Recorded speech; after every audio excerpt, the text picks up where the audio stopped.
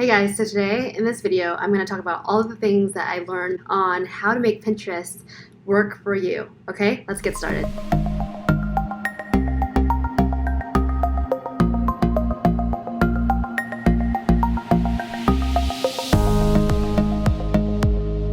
Some of this stuff, if you're in Pinterest already, you probably already know, but there's actually stuff that I didn't even know, and I feel like I'm pretty good at Pinterest. So I'm going to go through the list, and hopefully it won't take too long, but I'll call out all the big things that I think are important. So first off, we're going to audit my blog, well, audit my Pinterest account. First off is name and photo. The photo should typically be of a person, okay, not your brand, but a person. That typically is what does better. Again, the goal is to drive traffic to your website or your blog or your affiliate link, okay? So you want your image in there because people associate other people more friendly, I think, and then that's why they would engage with your pin.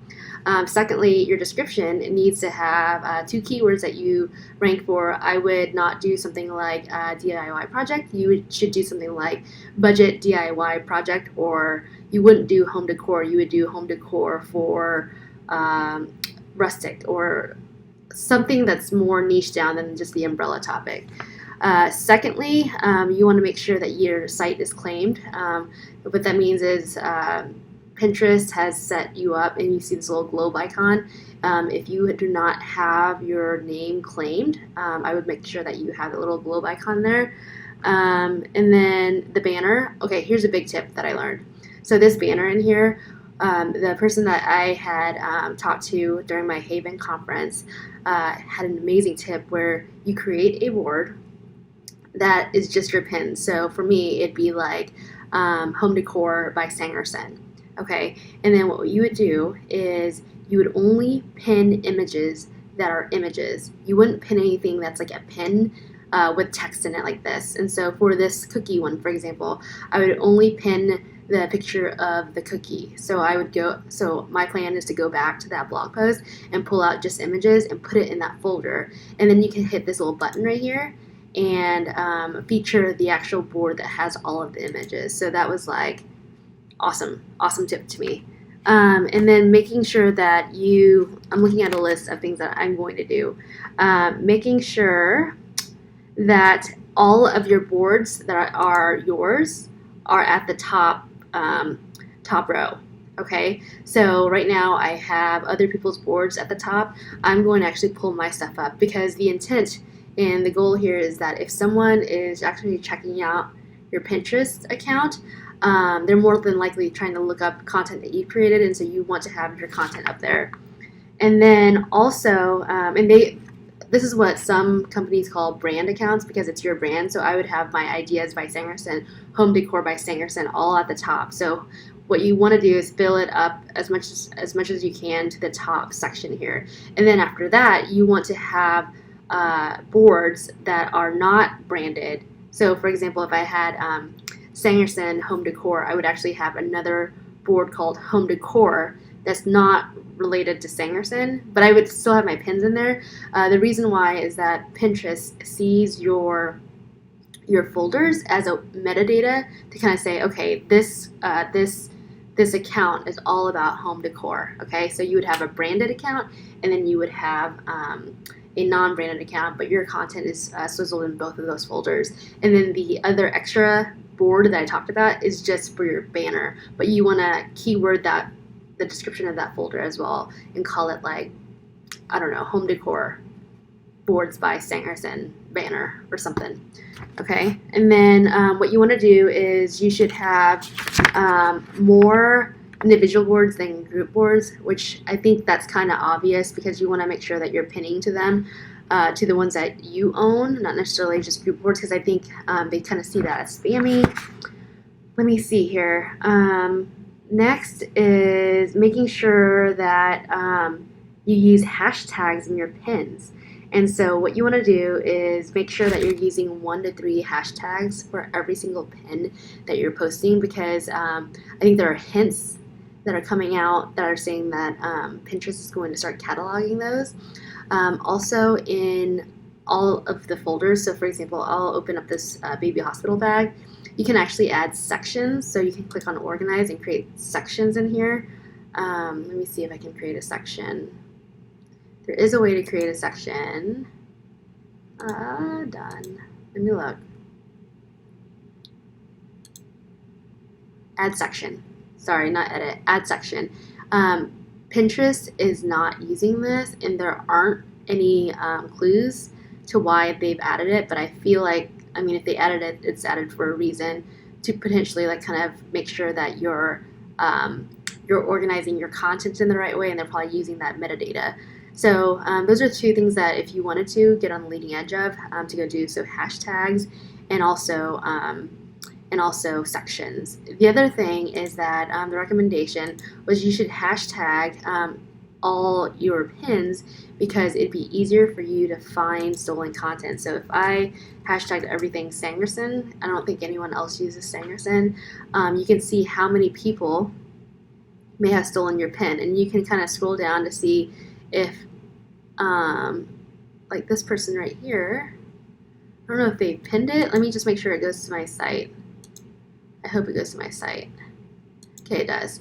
So you can kind of click through to see if someone has actually stolen your pin that way, and you don't want stolen pins because they've basically taken your work and then used it for their site. So just a heads up on what that means. Also, what you want to do is make sure that your pins are a 2-to-3 ratio. If you wanted to, you can test it out to be the 1-to-2 ratio, but 2-to-3 is preferred, and you want to be using contrasting colors. So obviously, like this one is okay, but I feel like the white is kind of like just fading in with that image. And you want to use contrasting colors just so that it's more clickable and people want to pin it. I'm looking through all of my things that I wrote down that are pretty important. Oh, video. Video is huge. I'm about to load a bunch of video onto Pinterest after I create this video. But the entire goal is to make sure that you're getting on the leading edge of like pins that are being pinned for video on here. And so if you can, the best ratio for pins that are video on Pinterest is a square. Okay, and I think she had told me that we should go to a Pinterest spec sheet to look at what the size is. So actually, I'm going to go do that with you. So Pinterest specification sheet. Okay, so standard video. So aspect ratio is shorter than 1-to-2, taller than 1.99. And it says encoding is H.264.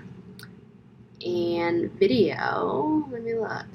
Does it say like what the resolution is? So minimum 4 seconds, maximum 15 minutes. So I'm gonna just make it a square and make sure it's encoded at 264. And I feel like if you are on your game, like just create video on Pinterest, I have a feeling that it's just gonna be crazy how much traffic you get. And what I would do is try to focus on more hands and pan video or makers video rather than a you talking video, because apparently that does better. All I have is talking videos, and I'll let you guys know how that goes. And then lastly, like the biggest pin that biggest Pinterest tip, it's not that big, but if you are adding logos in there for the sake of just making sure that your brand's known, the goal here is to make sure that you are pinning or you're putting your logo down right here in the middle, not middle left, not middle right, because you see how this icon covers it, and typically there might be another icon here covering it. If you're using Tailwind, it would cover it. I would make sure that that's in the middle. Let me go through my list again. Images, I think that is it.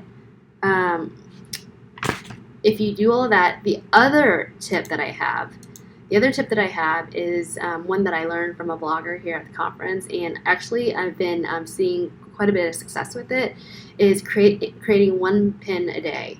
Okay, one brand new pin a day. So today, I got up this morning and I created this pin through Canva. Okay, so what I did, here's my cycle. So you have an overview.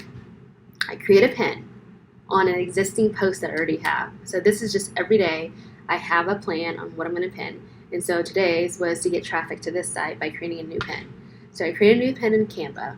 And then what I did was I said, okay, I'm going to put keywords in here. So these are the keywords that I looked up. And the way that I looked at the keywords were through Google. So I had a Google document.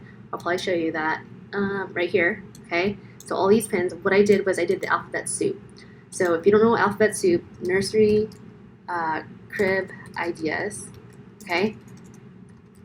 And then what you could do is say A and see what pops up. B, C. You see how you can see those keywords? That might be too specific. Nursery for boy. A, B, C. And I had my Google document. Just, I don't know my alphabet. But those are the keywords I would use. And basically I had 2 to 3 sentences of natural language and then followed by the keywords in there. And then what I also did was I went back to the folder that I'm going to pin it on. So the goal would be to pin that new pin onto a relevant board that you own. That's the very first step. So that one pinned to my nursery board. So my boy nursery.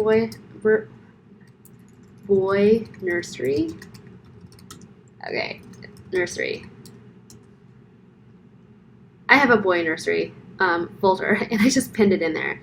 And then I repinned that pin into my ideas by Sangerson board. Okay, so it's the same pin, but I'm repinning it to that one. And then after that, what I did was I then used Tailwind to schedule it to my board list and to add it to my tribes. And so I'll show you what that looks like. So in here, I'm going to go back to my pins, and I'm going to schedule it in Tailwind. And so I have like the level up planned, and here is like, first what I did was I pinned it to my, again, the relevant board, and then to the ideas by Sangerson, and then I hit added to tribes. And so I picked the tribes that I'm part of and clicked on those. And then I clicked on add to smart loop, because these are things that loop all the time. And so my niche is like DIY home projects and like motherhood. And so this one was specific to a nursery, so I pinned it to the relevant loop in here. So tribes allows other people to share, which is awesome.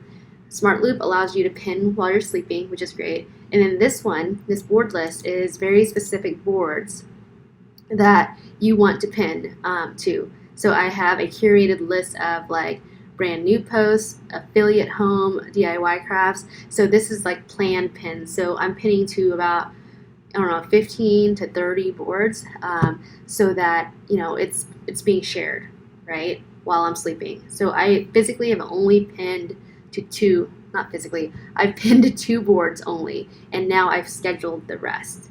So now, not only is it being added to like brand new posts, I've shared it, and then I've added it to the smart loop.